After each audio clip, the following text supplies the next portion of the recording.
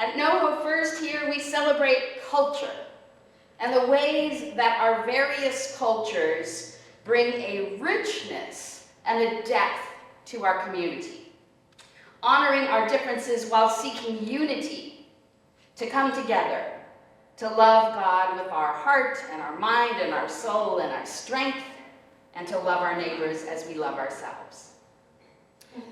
Now, a few disclaimers before we begin Black History Month.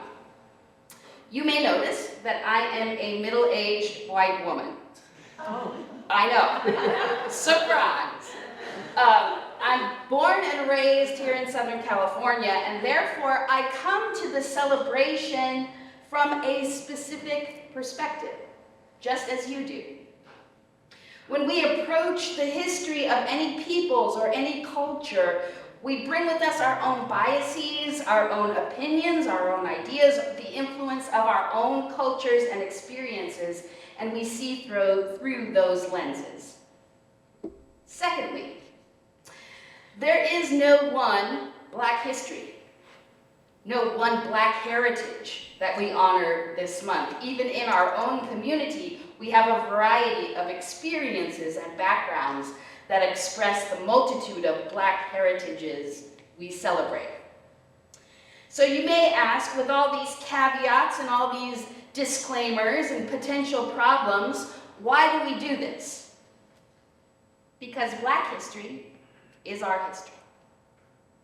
And with the recent escalation in ICE activity, the rise of white nationalism, the way that we interact with our neighbors, our Black and brown and immigrant and refugee and LGBTQIA neighbors, it affects us all. And as Paul writes in his first letter to the Corinthians chapter 12, verses 25 and 26, there should be no division in the body, but that its members should have mutual concern for one another. If one part suffers, every part suffers with it. If one part is honored, every part rejoices with it. And our neighbors are suffering.